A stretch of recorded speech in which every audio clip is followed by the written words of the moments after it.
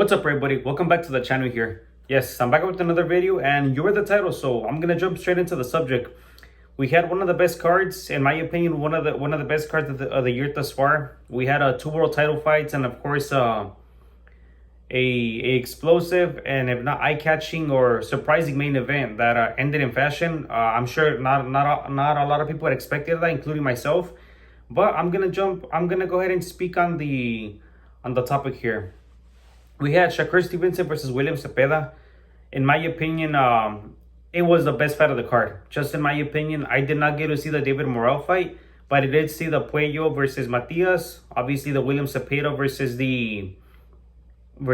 Shakur Stevenson, and of course Berlanga versus Sheeraz. I believe that's how you pronounce his last name. And in my opinion, I do believe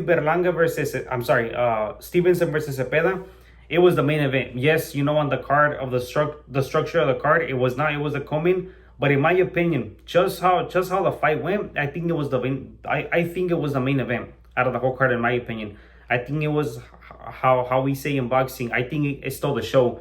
Although the main event ended in fashion, in my opinion, for why I consider the Stevenson versus Zepeda the main event is because of how the fight took place.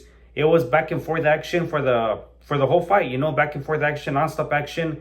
In my opinion, the first half of the fight was pretty even. I had it 3-3 apiece. In the second half, Shakur took over. His skill made the difference, and his skill came to play, and he was able to secure a victory over Zepeda. I think the scorecards were a little harsh on Zepeda, in my opinion. I do think that Zepeda did a little better. I gave him between 3 to 4 rounds, 4 rounds to call it even, and I had an 8-4 for Shakur. Obviously, a secure victory. It was a earned victory, a pretty clear decision for Shakur. But like I said, the scorecards, I do think that they were a little harsh on Zepeda. I didn't see Shakur winning 11 rounds nor 10 rounds. I give him 8, so a pretty fair win. A decisive win, a clear win. Congratulations to Shakur. He stood in the pocket. At times he moved, at times he boxed, at times he stood on his ground and made sure that Zepeda didn't just bully him around like he does with the other opponents.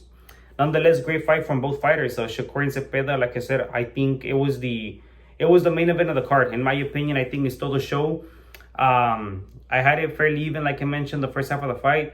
The second half, I did see Shakur punching in between Zepeda's punches, in between his combinations, and also countering a lot. He would use the shoulder roll. He's left-handed, so he would use the shoulder roll, catch him with uppercuts as he would punch when he was against the ropes. There was times that he got caught, but like I said, nonetheless, a great win for Shakur.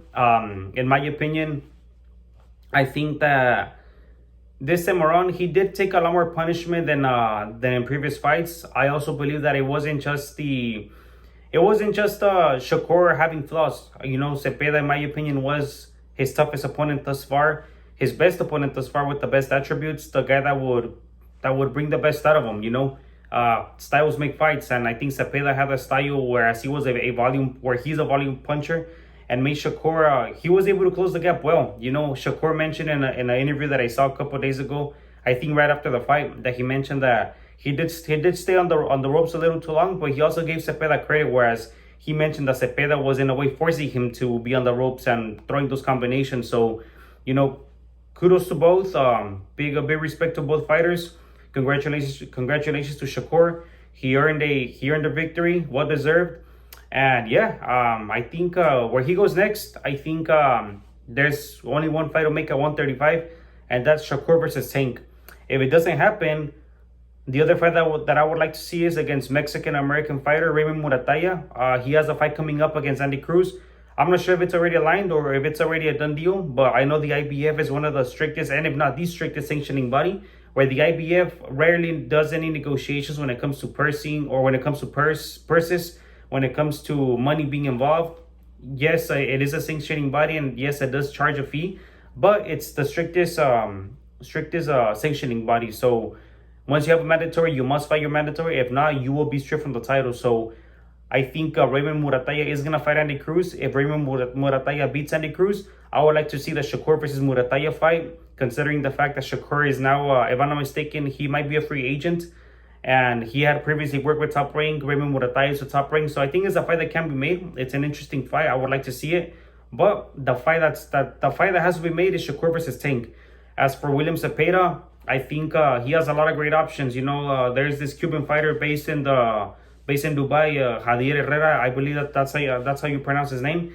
He's also been calling for Shakur's name some time now, so that's a fight that can be made. He can also fight the winner of what's this kid's name that I'm thinking of. Abdullah Mason. Abdullah Mason with I cannot recall of his opponent's name right now, but he's fighting on the Benavides versus Yard undercard. Once Mason secures the WBO title, which I do believe Mason comes out victorious, we can also see that fight. We could see Zepeda versus Mason, or even Zepeda versus Schofield. That's another fight that can be made. And yeah, I think both fighters are gonna have big opportunities after this one, and they're gonna have great careers.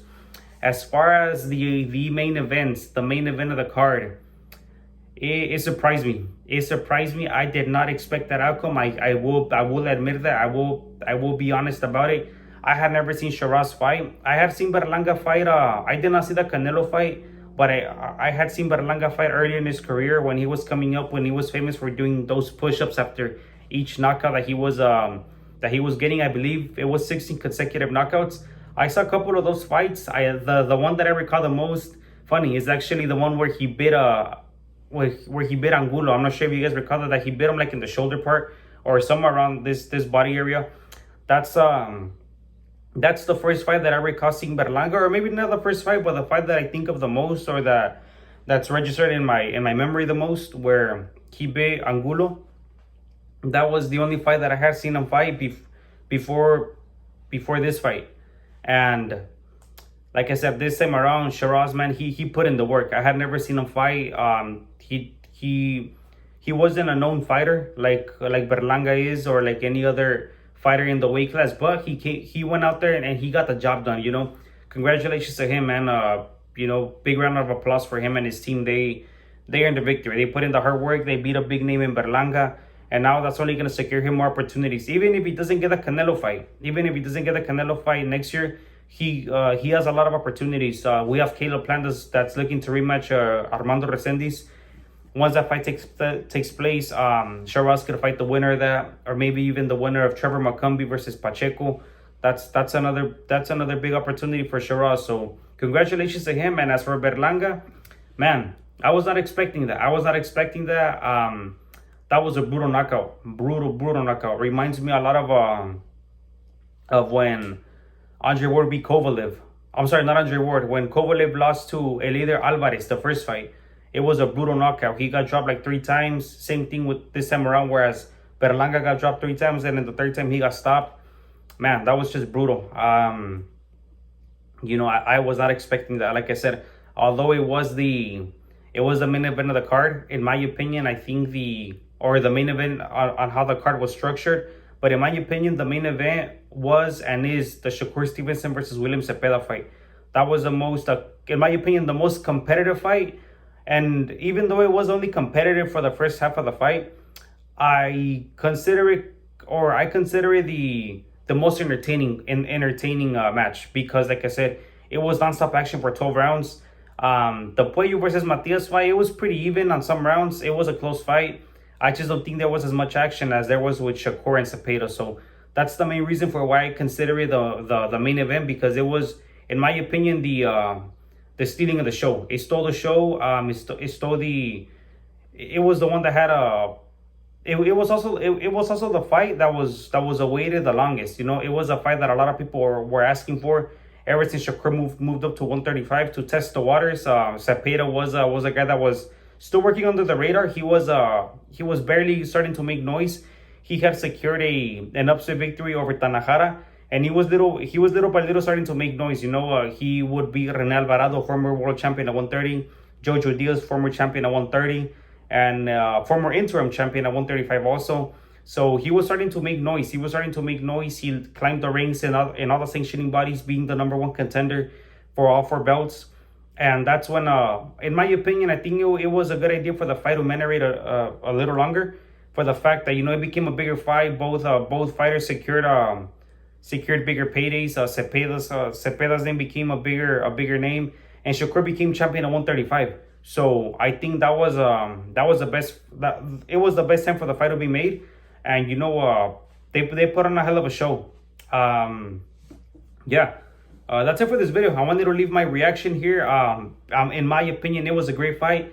I did not think Shakur would stand toe to toe with them, and even if he wasn't his game plan to stand toe to toe at times, he did mention in previous interviews, even before and after the fight, that he saw, or that he believed that Zepeda would get him to stand and fight. The pressure that he would put on him and the nonstop volume punching, he figured that he was gonna stand to and fight Zepeda at times, and he did.